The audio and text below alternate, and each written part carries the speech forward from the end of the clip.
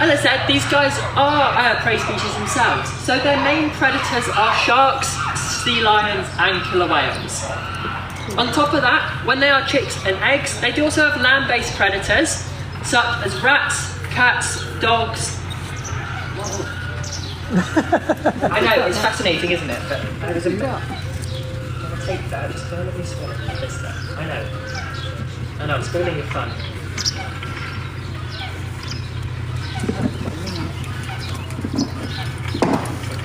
But yeah, so these guys, obviously, when they're chicks and eggs, you're really being a troublemaker today. They have a lot more natural predators they can deal with. So foxes and vultures will actually take young penguins. But on top of that, they do have what we call introduced predators. So rats, cats and dogs. Wow. And I say introduced, they were sadly introduced by us humans. Yeah. So, do you guys know what guano is at all? Yeah. Yeah? Yeah. So guano... Making plenty. Yeah. Guano is a term we use for poo. So these guys will poo roughly once every 20 minutes. So it is constant. And because of that, Humboldt penguins have actually got quite an interesting adaptation. They'll actually use their poo as nesting material. Oh. So, unfortunately, back in the 1800s, before man-made fertilisers came about, we actually realised that penguin poo made a fantastic fertiliser. So we were taking away their poo to use to help us grow our crops. Sadly, that caused a massive drop in numbers. It also meant that we were introducing the predators that I mentioned before, so rats, cats and dogs. So sadly, these guys have a lot against them, and they are still struggling now, even with man-made fertilisers being about. So the main threats these guys face in the wild are plastic pollution and overfishing. So currently, Humboldt penguins are classed as vulnerable, which is a step above endangered. There are about 24,000, so just less than that. No, they can't fly, Jan. So with these guys, a little something we can do to help is, do you guys like fish? Yeah. Yeah? So next time you guys get a bit of fish, if you look for the sustainable fishing logo, it's a blue logo with a white fish on it that says MSC. Yeah. By buying that sustainably caught fish, you're massively helping these guys out. But less of the doom and gloom, let's go on to a more positive story. So our next penguin is this fella up at the back with the blue and green tag, who has been causing a bit of commotion, being a bit of a troublemaker. And this here is Schofield.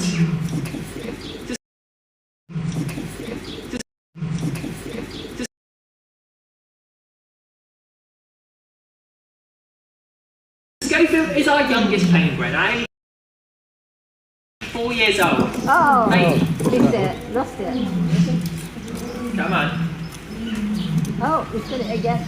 And the one next to him is his partner, Dave. So Dave is our next penguin, and he is the black and white tag there. So Dave and Schofield are one of our newer pairs. And that's a good thing, so it means that actually with these breeding of these guys, so should the worst happen in the wild, we can step in and help. Oh yeah, all of them, of course, are absolutely gorgeous to watch in the mornings. Let's go then. Right, you ready? Oh. No, sorry, bad throw on my part, I'm sorry. There we go. Good boy. Oh, this one's keen. So, got a few more penguins. No, Rose, we haven't actually been through. given permission to breed them, so we haven't been able to breed anymore. Dougie. So far. Dougie has the black, green and Yeah, so we have some tag. pairs. So other than Dougie, we have Dave and Schofield and Mr. Ashcroft down. And Mr. Ashcroft down there, the blue and white. Why is Mr. Ashcroft called Mr.? Just how the name came about. So, as I'm sure you guessed, with a lot of these names, quite a few of these guys were named by the public, so we have a very mix of names. But, quite interestingly, our next penguin, not that she's paying attention, come on Lucy. You're not making life easy for me, are you? Come on. So Lucy here, the black and green tag, is actually our tallest penguin. Yeah, good girl. I say girl quite lightly. We don't actually know if Lucy is a boy or girl. Ah. And that's because it is exceptionally difficult to tell apart penguin genders. So, the most accurate way to tell if you've got a male or female is to actually take a feather sample, send it off to a lab, and they'll let us know what we So have. just like So we know for the certain baby we chimp have was 5 named, so boys, we 5 suggested on girls, and Facebook 5 and people Instagram, under 10. asked for But these are the ones suggestions. we do The not know staff their choose their genders top yet. 10, We haven't, and then they had probably it sent vote on the off final and ones. confirmed. And like in that case, the top 4 names would go So, between we each have our penguin. last pair to get through now. Jan, I shall ask Sam over once here, he's finished. green and yellow I'm not tag, sure we off the top of my have head. Penny, who isn't making lucky. You can't go, jump. So Penny here is one of our shyer penguins, which is why we leave her until the end. That way, by then, all the bigger boys have been fed up, and they're less likely to steal from her. They still look quite keen. They do. They've got no sense. Doesn't matter if it's their son, daughter, partner. They will rob them blind. So our last penguin over here, with the black tag on the right, is Kermit. And Kermit is our old boy. So Kermit is our oldest penguin.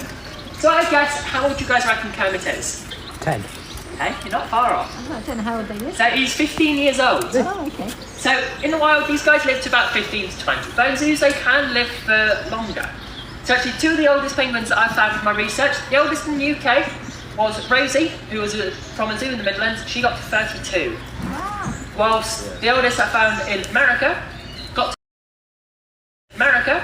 got to 36, and her name was Emma. So they can live for quite a bit longer in zoos. Is that the ages of Humboldt penguins or penguins in general? So that's for Humboldt. That's for Humboldt. Yes. So with these guys being 15 to 20, there is a hope that we have these guys living for a little bit longer. So with Kermit only being 15 as our oldest, fingers crossed he's got plenty more years. I definitely don't even recommend trying to pick a penguin up because you're going to get bitten to smithereens. So these guys, they will breed once a year, and they'll lay 2 eggs. Humboldt penguins are fantastic parents, and they will completely share the duties. It's not like with other animals where just one individual will do all the rearing. They share it completely. So they'll both take turns incubating. The male will do pretty much all of the nest building, and they'll then look after that chick for 4 months, and after 4 months they'll kick it out of the nest and it'll start to fend for itself a little bit more. And their eggs take about 39 to 40 days to hatch, so it's quite a long period.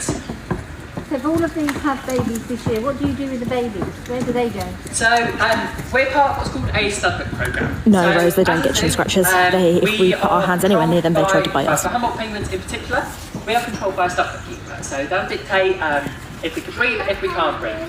And by doing that, it means we have strong genetic diversity. So if we do eventually send possibly their future generations off to the wild, we know that they are genetically viable.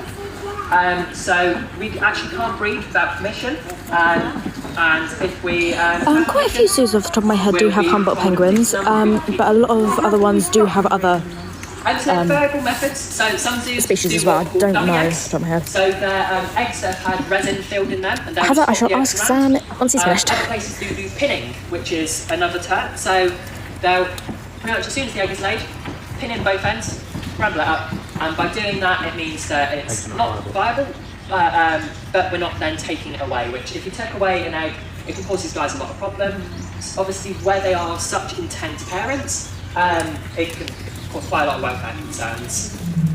How do you make sure everybody gets a fair view? So as I go through my talk, I pick each individual,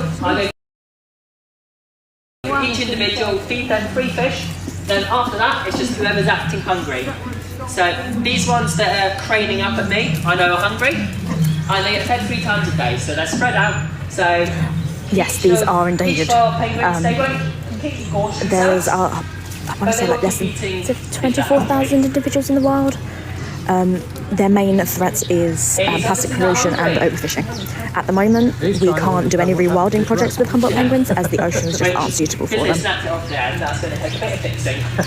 So you said that you can't tell boys and girls with these ones, but other types of penguins, can you tell which male and female? I think it's the same for all penguins actually. Okay, Off the top of my head, I do not fully know.